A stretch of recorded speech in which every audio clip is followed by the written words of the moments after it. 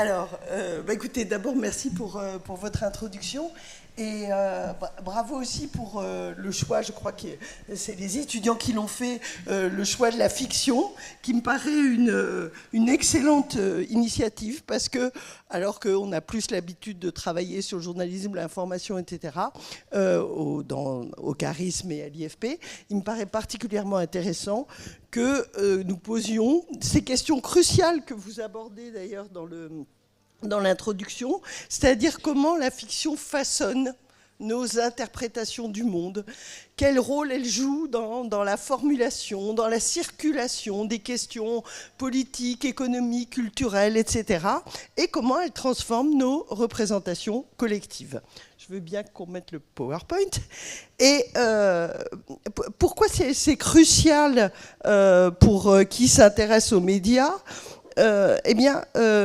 C'est vraiment parce que la culture n'est pas simplement cantonnée à nos perceptions esthétiques, à nos savoirs. Elle innerve tous les aspects de notre vie en société. Et donc, je vous remercie de m'avoir permis de me repencher sur un travail entamé il y a fort longtemps sur la fiction radiophonique. Et alors, du coup, oui, c'est moi qui dois avancer ça. Du coup, je me suis penchée un peu sur les 30 sur un retour qu'a effectué un de nos collègues, Philippe Le Guern, sur les travaux sur la culture dans une des revues qui est vraiment une revue phare de notre domaine, qui est la revue Réseau. Et à l'occasion des 30 ans de cette revue, il nous expliquait que en fait, les revues sur la culture, vues justement de nos travaux sur les médias et la communication, elles avaient été particulièrement enrichies par le dialogue qui s'était établi entre trois grandes traditions de recherche. La première, c'est les Cultural Studies. Vous avez un cours pour la plupart d'entre vous sur le domaine, donc j'irai pas beaucoup plus loin, mais vous savez que c'est l'inscription des idéologies dans les textes qui va les intéresser et la manière dont les mécanismes de domination, de résistance culturelle vont se fixer dans les contenus, vont se construire dans les contenus. La deuxième approche, c'est celle des études littéraires, que finalement on mobilise assez peu en infocom, alors qu'elles peuvent nous apporter des choses, en particulier quand elles s'intéressent à comment on construit un sens. Et ça, les travaux littéraires l'ont vraiment fait, essayer de se pencher sur la construction du sens et sur l'appropriation des œuvres. Et enfin, il y a tout un ensemble de travaux sur, on va dire, globalement, la sociabilité et la manière dont le spectateur, l'auditeur, le lecteur va s'inscrire dans des collectifs d'usagers, d'interprétations, etc. Et vous avez tous entendu parler, je pense, de l'étude de Dominique Pasquier qui s'est saisie d'une fiction qui était extrêmement célèbre à la fois, et c'est une étude un peu pionnière, sur Hélène et les garçons. Alors, l'approche que je propose ici, elle emprunte aux deux dernières, mais elle étudie en fait surtout l'émergence d'un format médiatique comme le résultat de production de sens aussi, c'est-à-dire comment est-ce qu'on va produire du sens avec ces fictions, mais en mobilisant à la fois des artefacts, des outils techniques, en mettant en place des process redéfinis de conception et de production, et en aboutissant à faire évoluer la place et les compétences du public. Alors, en fait, évidemment, la radio, ça paraît un truisme, mais aujourd'hui, c'est presque plus le cas. La radio n'est que son. Sauf que maintenant, il y a la radio filmée, donc ça pose un petit problème. Enfin, vous allez me consentir que la radio est quand même son. En fait, ce qui est intéressant, c'est que le son, ça a longtemps été un impensé de nos travaux, de la vie sociale. On faisait comme si le son... Enfin, dans tous les cas, il n'y avait pas de travaux sur le son. Alors, il y a quelques travaux pionniers, mais c'est moi, décidément. Il y a quelques travaux pionniers, comme par exemple celui de Alain Corbin, qui a étudié la place des cloches. Donc ça, ces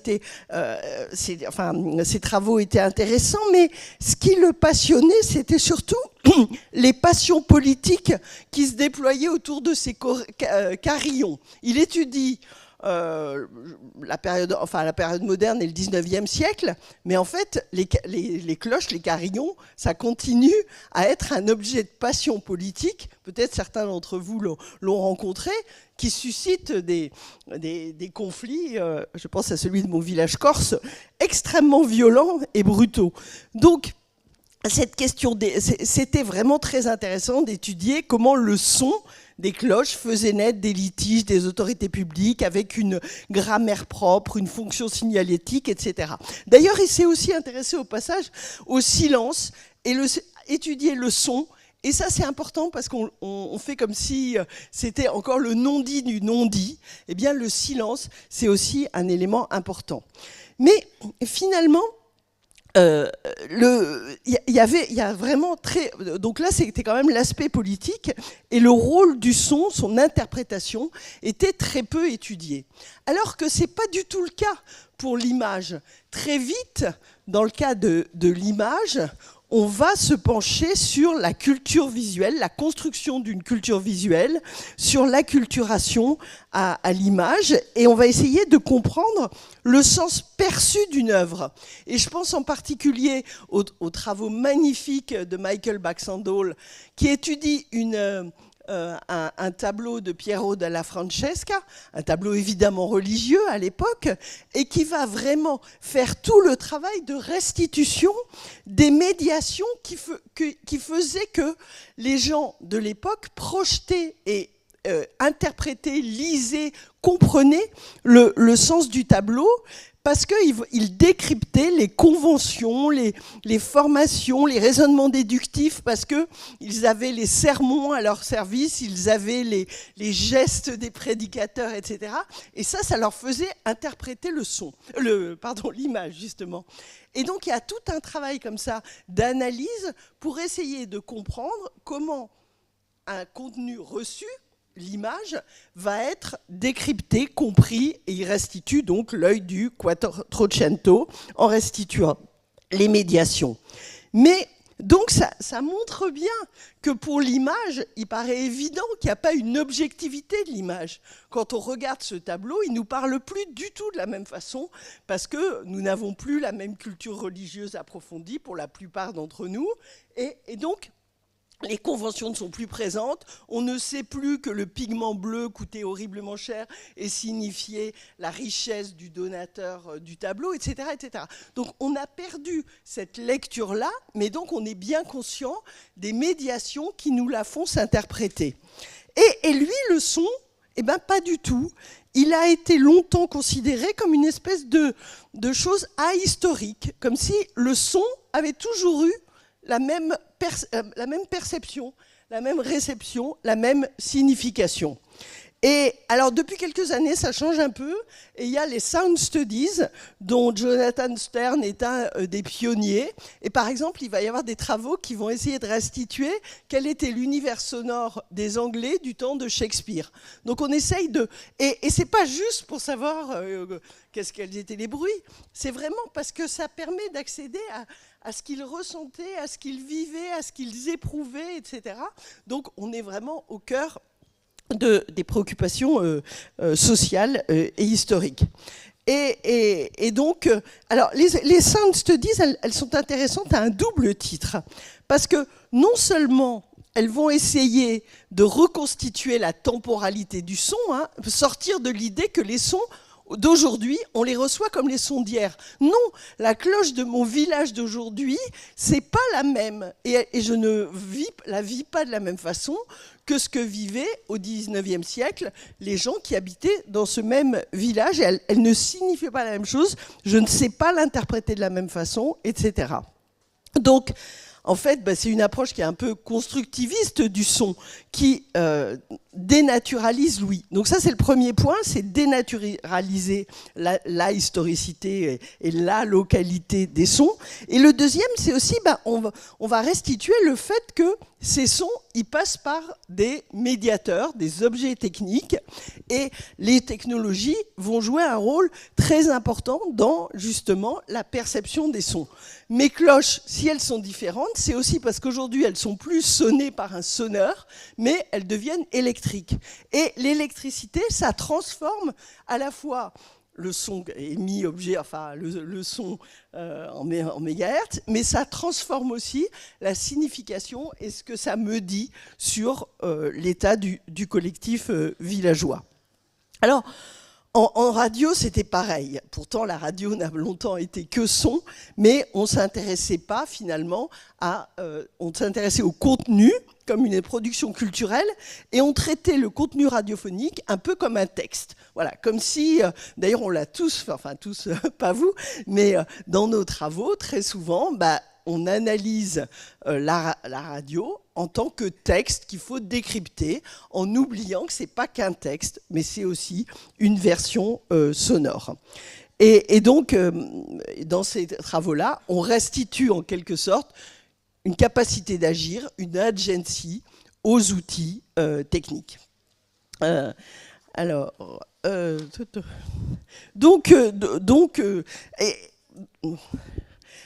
fait, c'est d'autant plus regrettable que la radio, elle est omniprésente dans notre paysage sonore.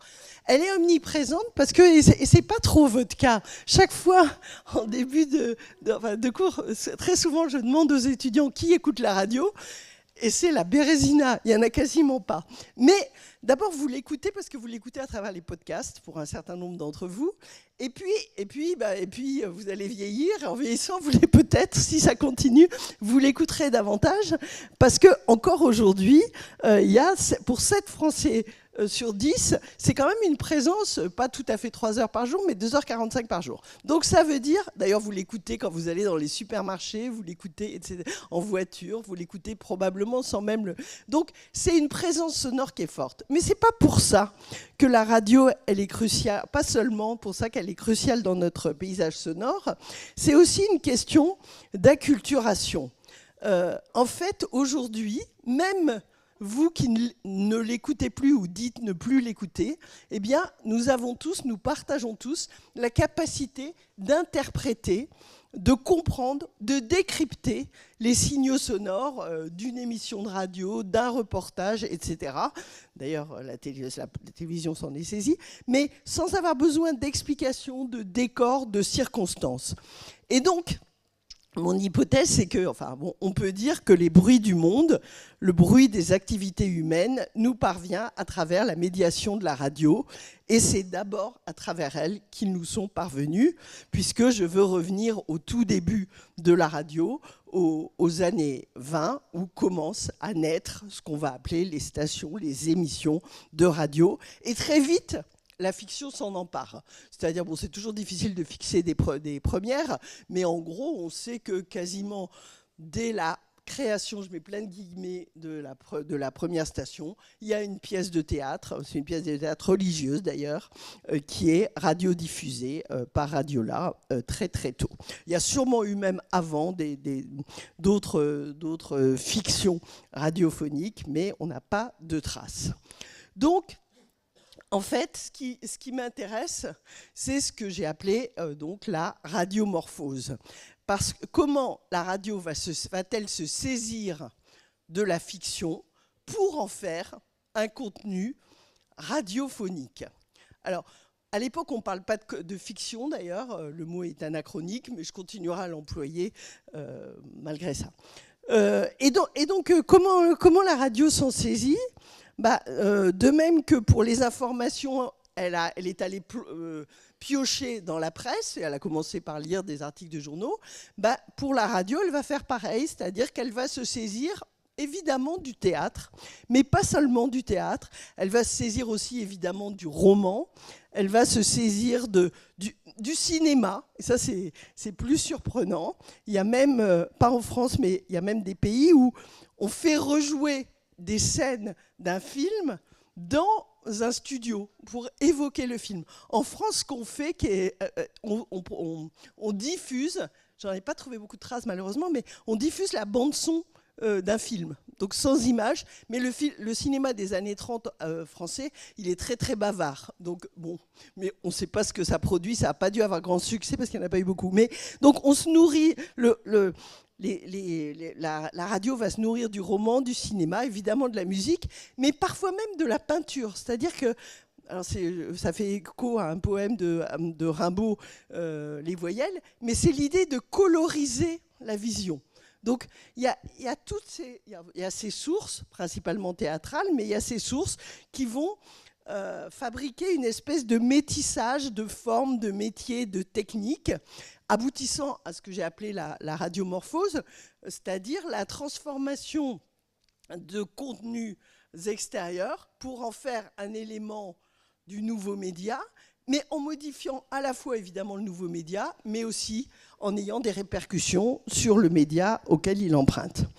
Alors, les premiers radioteurs, ils vont d'abord, soit ils vont faire rejouer la pièce dans un studio, donc ils convoquent les gens et puis ils installent et ils jouent les choses, soit, le plus souvent, ils vont enregistrer une représentation avec du public. C'est-à-dire qu'ils vont mettre le micro au milieu d'une salle de théâtre et ça existe toujours, hein, ça existe à la télévision, ça existe encore à la radio. On enregistre une représentation réelle, en quelque sorte. En plus, ça rapporte des sous donc, à l'État, puisque ça fait une contribution au théâtre public, mais voilà. C'est pas... Donc, en fait, on a l'impression que simplement le théâtre s'est introduit dans la radio, comme s'il était arrivé, et puis voilà, à l'identique. Et en fait, évidemment, il va y avoir des transformations. On peut pas se contenter ils ne peuvent pas se contenter de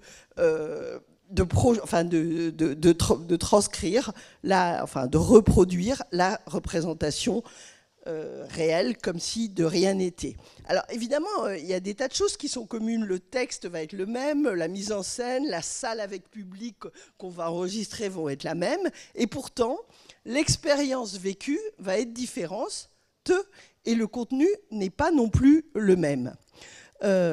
Par exemple, on va se demander comment on fait comprendre les mouvements. Alors au début, ils essayent, il y a un speaker qui dit « il sort ». Évidemment, ça ne marche pas, quoi. C'est boiteux, etc.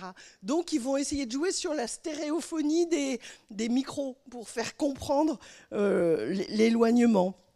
Et puis, de toute façon, ce n'est pas la même chose parce qu'un dispositif de captation, c'est au début un, puis après plusieurs micros fixés à un point défini. Or, dans une salle de théâtre, on n'entend pas la même chose si on est au poulailler ou si on est au premier rang. On n'entend pas la même chose sur les côtés. On n'entend pas, on ne voit pas, mais on n'entend pas la même chose. Et là, il y a un choix qui est fait, qui fige la représentation. La représentation, c'est ce son-là, venu de ce point-là. Et donc, et puis, tout d'un coup, il y a un double public. Vous savez bien que le public, c'est à la fois, ça peut être la coprésence, mais c'est aussi la connaissance du fait qu'il y a du public ailleurs, qu'il y a du public en même temps qui partage le même contenu. Et là, il y a un double public. Il y a le public de la salle et le public qui est à distance. Donc,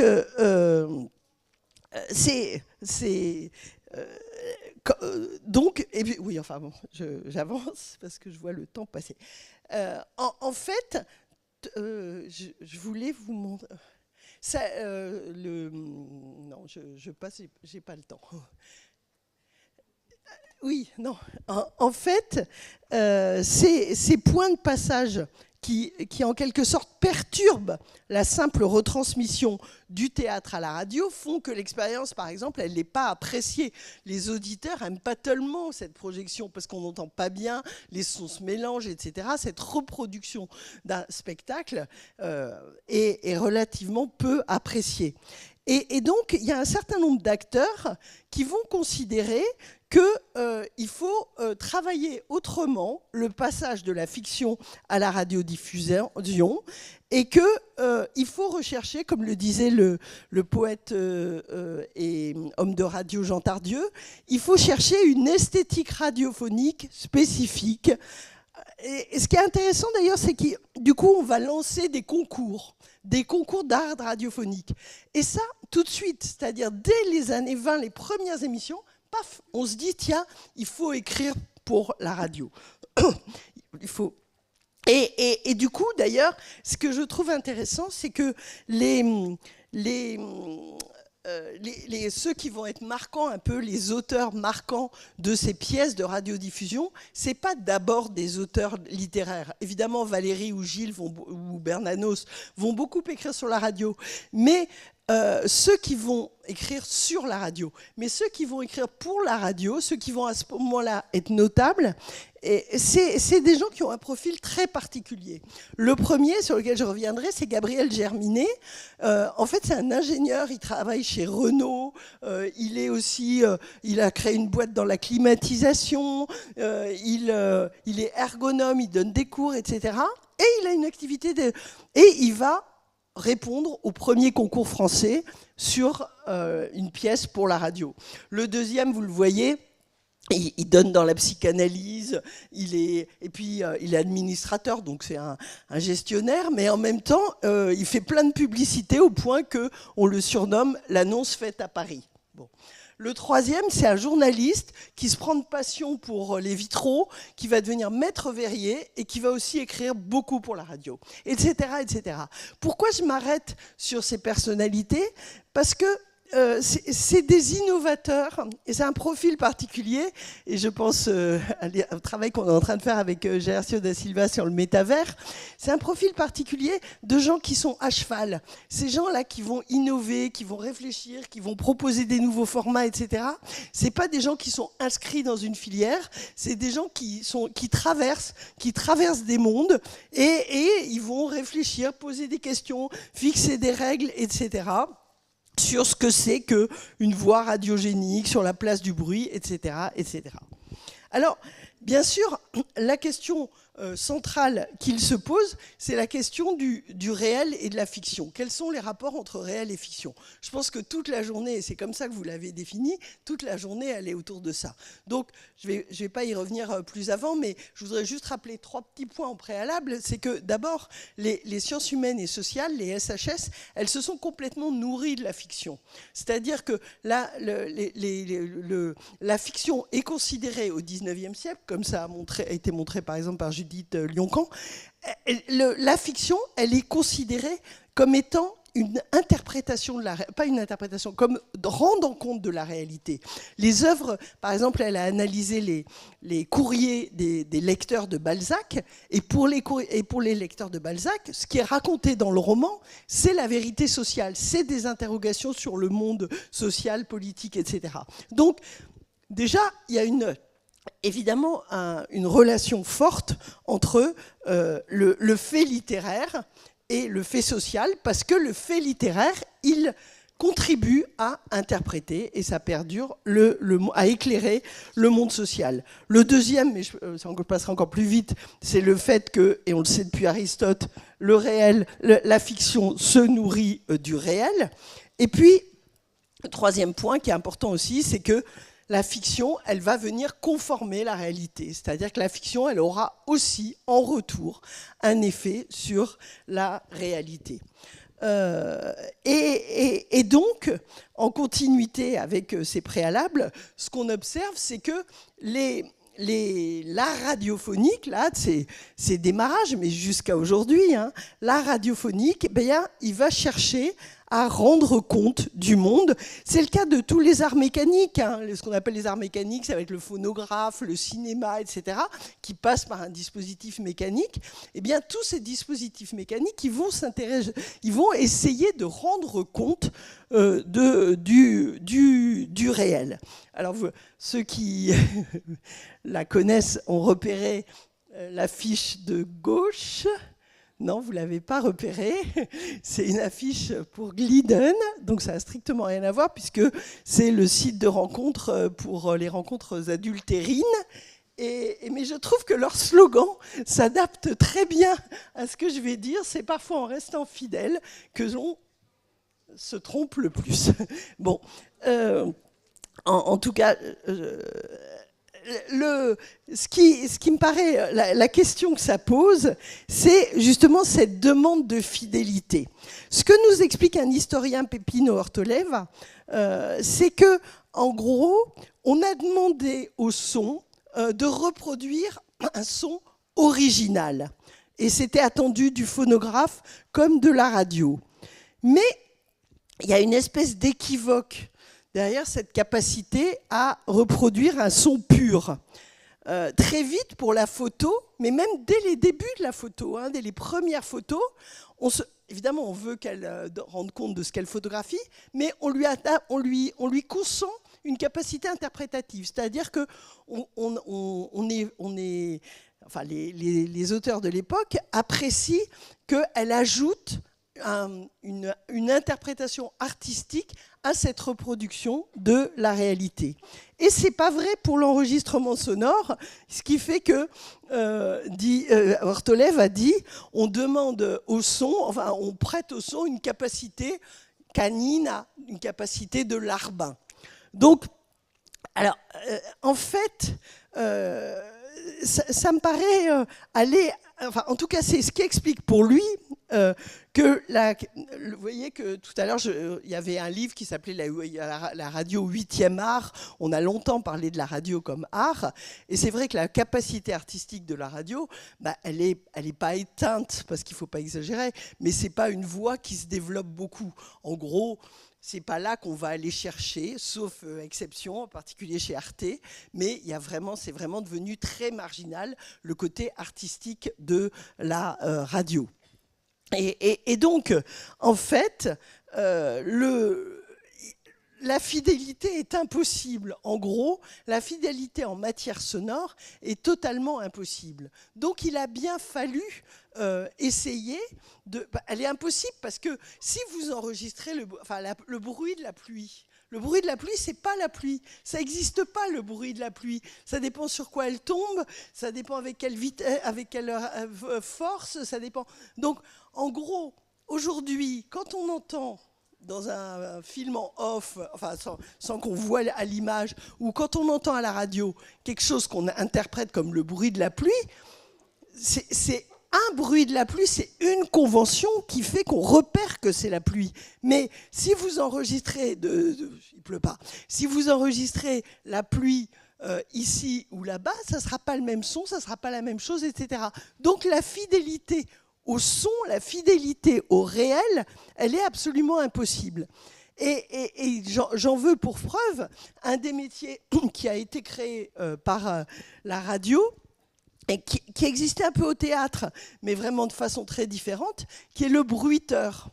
Et le bruiteur, alors évidemment, on n'a pas d'interview des bruiteurs des premières années, mais c'est pas grave parce que le métier qui est exercé aujourd'hui par ces bruiteurs-là à Radio France, c'est le même métier que ceux qu'ils faisaient il y a 100 ans.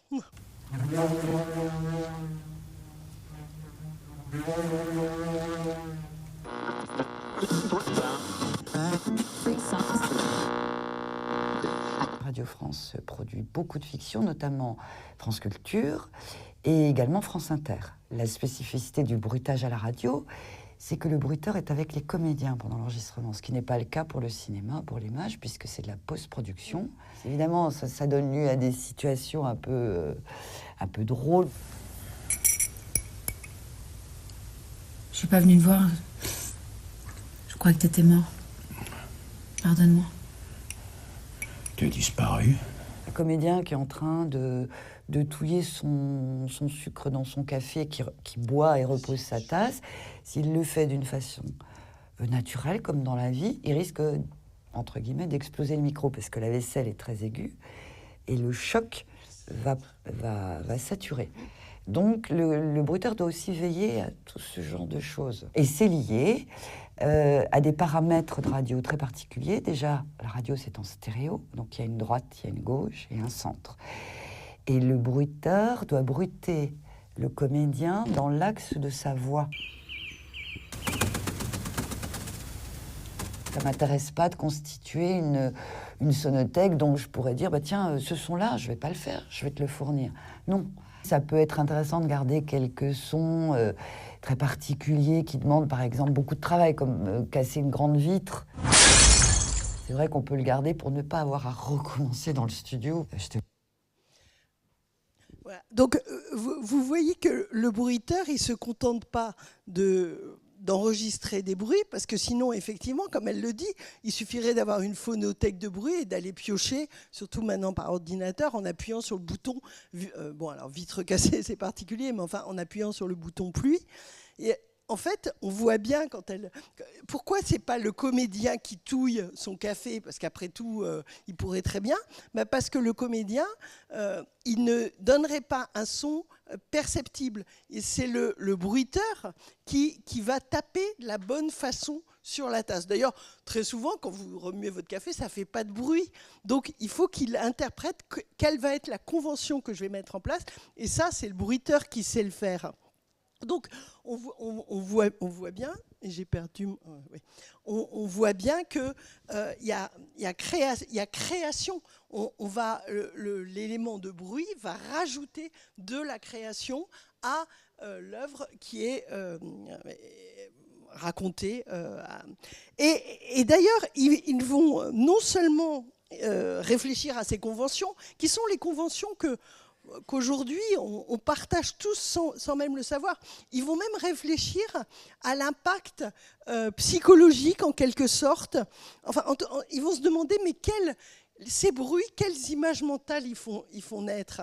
Et c'est vrai que tous les bruits ne font pas naître chez vous ou chez vous exactement le même sentiment. La pluie, chez je sais pas, quelqu'un qui habite dans un pays très orageux, c'est pas le même son que pour d'autres, etc. Donc, il y a des images mentales qui sont associées à des bruits et ils vont faire interroger la psychologie, l'acoustique, la médecine, etc. pour enrichir ça.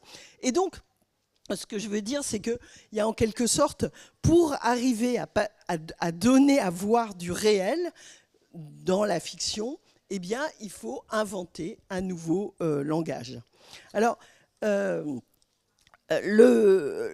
il y a une pièce dont que je voudrais maintenant évoquer, qui est en quelque sorte l'exemple complètement emblématique, la pièce dont on parle toujours quand on parle de théâtre radiophonique. C'est une pièce qui s'appelle Maremoto, qui est donc du fameux Gabriel Germinet, qui en fait s'appelle Maurice Vinaud. Cette pièce, elle est emblématique à plusieurs titres. D'abord parce que, je reviendrai dessus, elle est un jeu permanent entre réel et fiction. Mais c'est aussi la pièce qui a gagné donc, le premier prix du concours. Et voilà. Et elle a provoqué un petit scandale parce qu'on a dit à l'époque que c'est un naufrage qui est raconté par le radiographiste du bateau. Donc le naufrage est raconté et des gens l'auraient pris au sérieux et auraient été inquiets. Et puis, elle a une grande postérité, elle a été traduite en 8 langues, etc., etc. Donc, c'est, comme vous allez en entendre juste un tout petit bout, c'est un dialogue entre le télégraphiste et puis, je ne sais plus si c'est un marin qui est à côté. Oui, il y a un marin et ils appellent à l'aide. Alors, ce n'est pas la première représentation de 1924, c'est une représentation, parce qu'elle n'a pas été enregistrée, c'est une représentation plus tardive. Je ne sais pas si c'est celle de 37 ou celle de 49. Bon.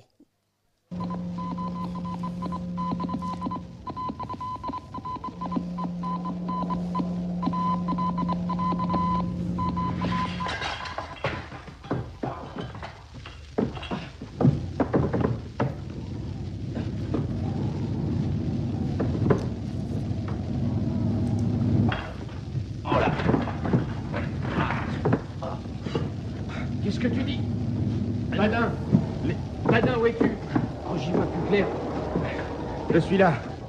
Je cherche toujours mon briquet. Ah, quelle fourmi, Tiens, et voilà. Tu parles d'une danse, mon vieux François. Je sais pas comment nous allons nous sortir de là.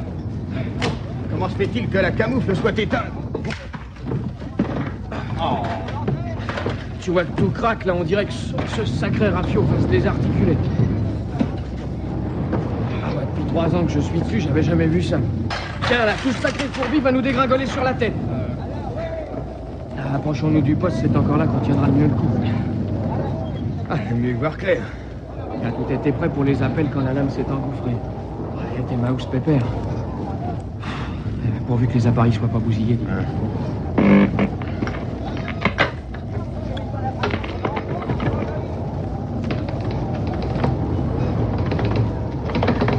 Rien à faire pour télégraphier, monsieur. Nous sommes dans le Vaudreuil. Et toi? Eh ben alors nous aurons de la veine si on peut téléphoner. Eh ben je crois que tout va ici. Tiens, change cette lampe là qui vient de flancher.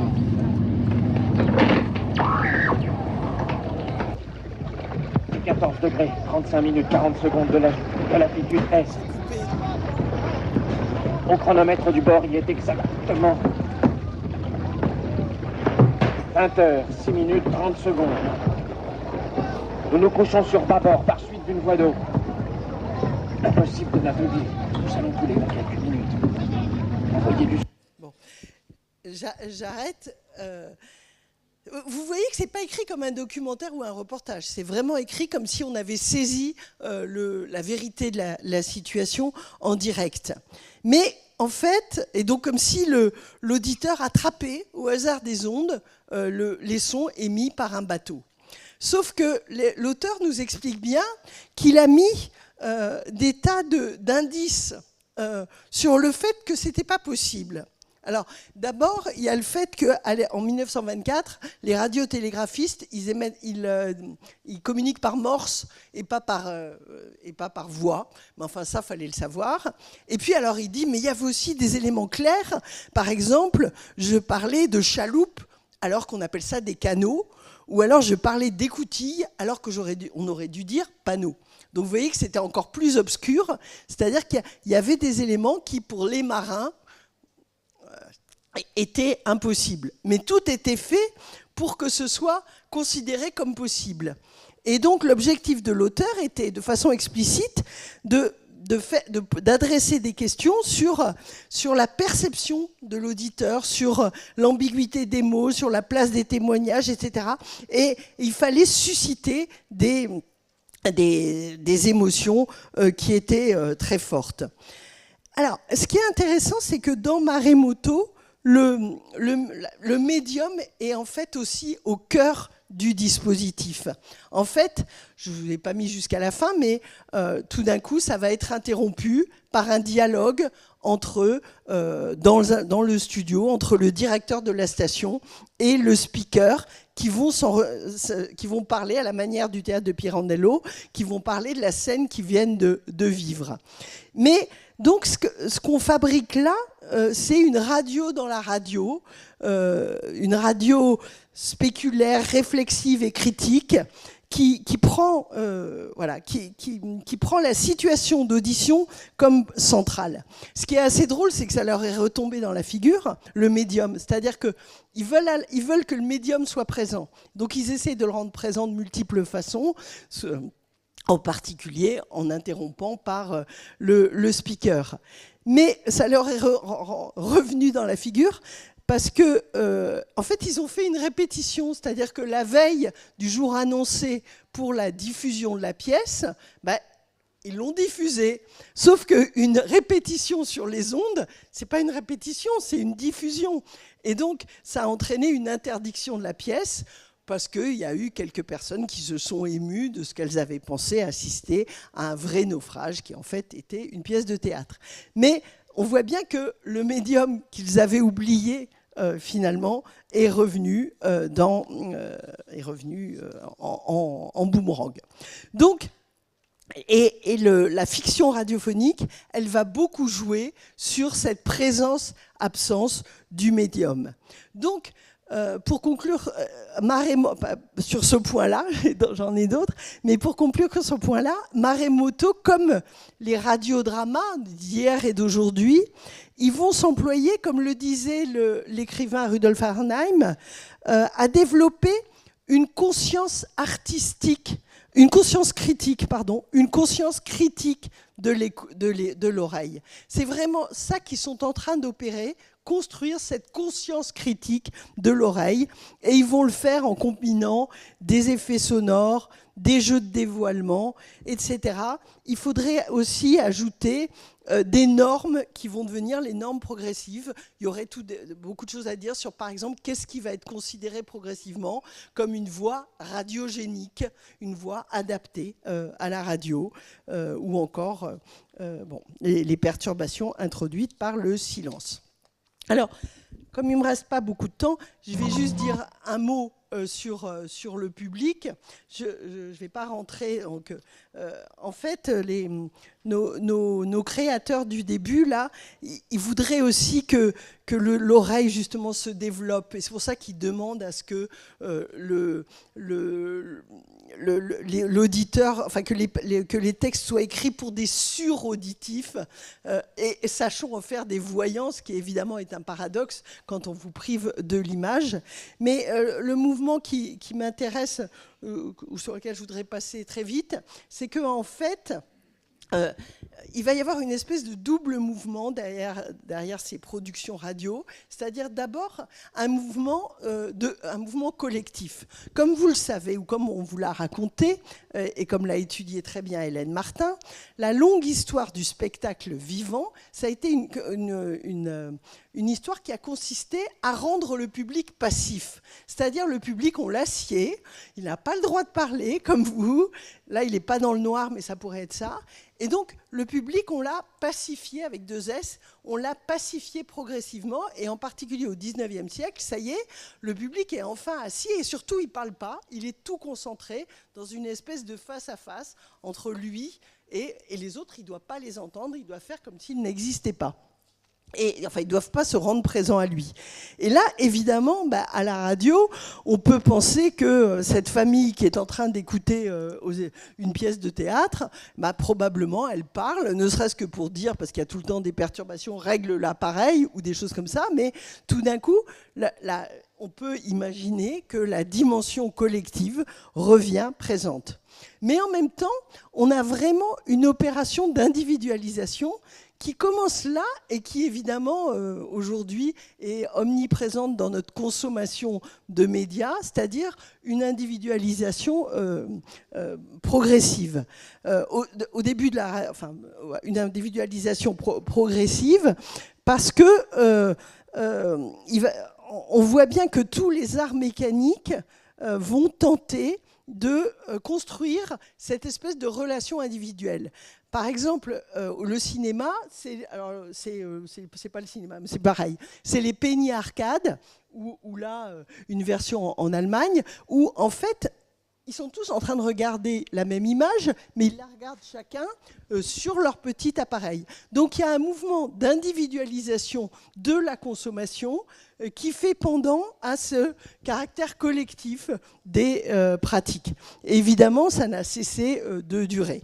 Mais je ne voudrais pas vous quitter avant de vous parler de ce qui a fait finalement les tentatives dont je vous ai parlé, les pièces radiophoniques. Elles ont eu du succès, elles ont eu une certaine postérité, mais comme je vous l'ai dit, l'art radiophonique n'a pas connu un développement considérable. En revanche, il y a eu un moment dans l'histoire qui est quasiment oublié aujourd'hui, ou enfin pas oublié, mais dont il y a très peu d'exemples. Ça existe encore, en podcast en particulier, mais ça se fait rare. C'est le feuilleton radiophonique, qui est un nouveau format, qui est un genre comme la fiction radiophonique des débuts, comme Hélène et les garçons, ou zut, le Marseillais... Plus belle la vie, merci, ou Plus belle la vie. C'est des productions culturelles qui sont un peu méprisées, mais qui vont constituer des moments très importants de partage collectif. C'est avec, évidemment, ce qui est au cœur de ces feuilletons radiophoniques, c'est le dialogue. C'est-à-dire, ça va mettre en place des personnages, et des personnages qui vont être récurrents, dont on va attendre le retour le lendemain, et avec une forte dimension théâtrale et feuilletonesque.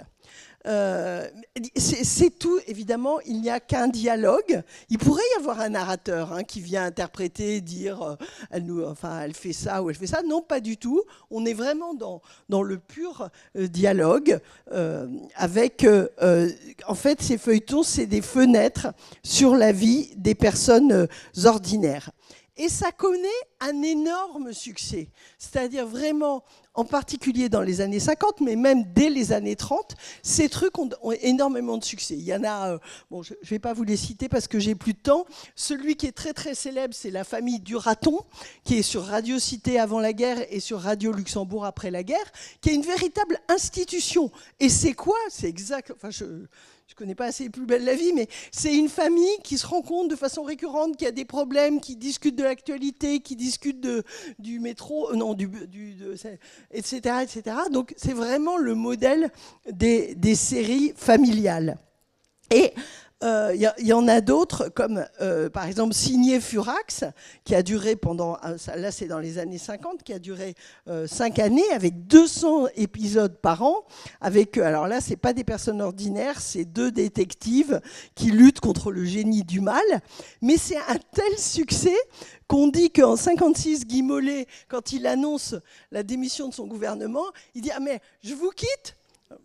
Je vais écouter Signé Furax. Alors bon, c'est apocryphe ou c'est pas apocryphe, mais en tout cas, c'était considéré comme crédible, quoi. C'était vraiment donc c'est un succès colossal. Et je vais juste, pour vous en donner un exemple, alors malheureusement, j'ai pas retrouvé d'exemple des familles du raton, mais un autre qui avait un énorme succès, c'était Sur le banc. Et donc là, j'ai retrouvé le son de Sur le banc. Voilà. Si vous voulez un savon de toilette qui soit au lait, qui mousse et sente bon, un seul nom doit vous venir en tête. Mon savon, mon savon, mon savon au lait. Mon savon au lait vous offre Sur le banc de Raymond Souplex avec Jeanne Sourza et l'auteur, réalisé par Georges Gosset.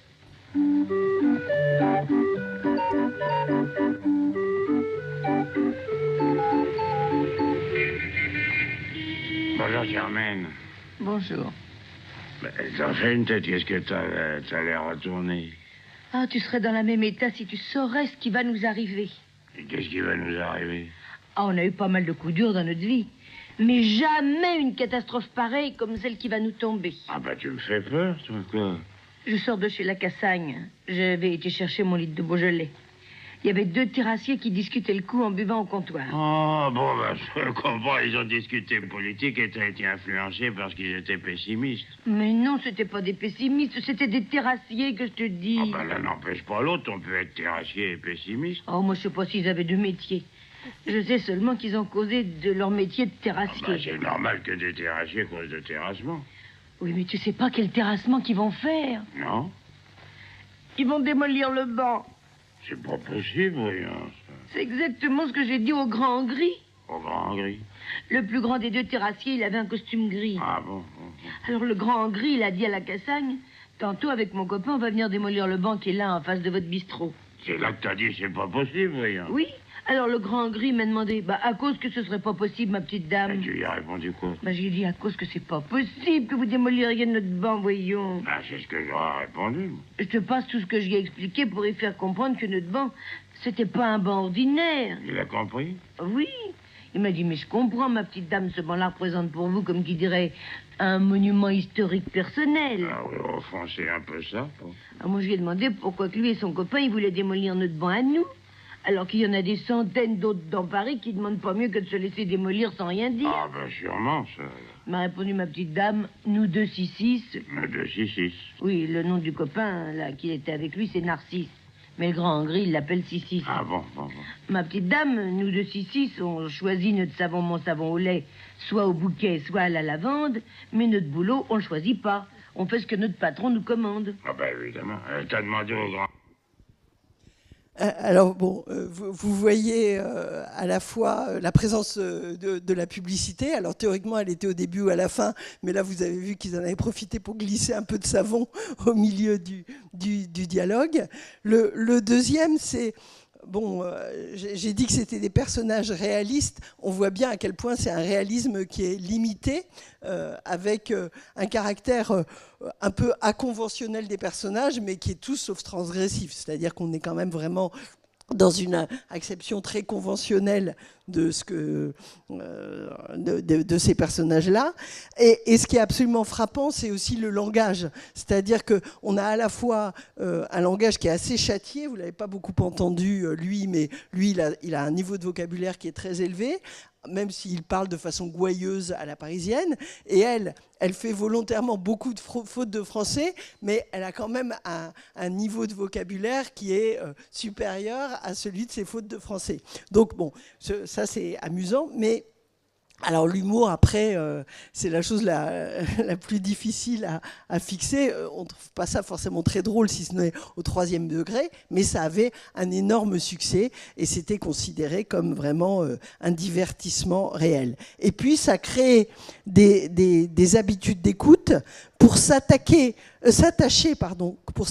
l'auditeur et s'attacher dans un double sens, c'est-à-dire s'attacher qui reviennent, mais aussi s'attacher, c'est créer de l'adhésion, s'en faire aimer, se faire aimer. Et donc ces feuilletons-là, ils étaient faits aussi pour que, là ça doit être Radio Luxembourg, ou se fasse aimer, oui c'est Radio Luxembourg, se fasse aimer de ses auditeurs. Donc j'en profite pour conclure par 2 très brefs points. Le premier, c'est que finalement, la fiction radiophonique, elle a exploré plein de formats divers, voire divergents, et qui, comme j'ai essayé de vous le montrer, vont contribuer à fixer une grammaire sonore spécifique. Alors, j'ai dit à plusieurs reprises que c'était difficile dans tous les cas, les limites de ce 8e art, mais il me semble quand même qu'il y a des suites et des perpétuateurs de ça. Il y a eu la musique concrète à un moment qui était directement en lien avec les travaux qui avaient été effectués sur le son. Il y a encore des fictions radiophoniques, il y a des podcasts, mais plus globalement, il y a toute la production d'un son off qui doit beaucoup aux normes et aux conventions qui ont été fixées par la radio. Et le deuxième point, c'est que c'est intéressant de voir que même en étant même relativement limitées, ces productions, elles sont d'ores et déjà multimédia. C'est-à-dire qu'elles vont à chaque fois se décliner en différents formats. Par exemple, Maremoto, ça va faire un livre, ça va faire un disque. Ça a été une publication il y a quelques années chez Fonurgia Nova, etc., etc. Zapimax est devenu une BD dans Pilote. Signé Furax est sorti en disque. La famille du raton a donné lieu à des films, dont j'en ai vu qu'un qui était très mauvais, mais qui était qui racontait exactement la famille du raton. Donc, cette fiction radiophonique, elle a une postérité qui dépasse les simples premières expérimentations du début. Et je vous remercie.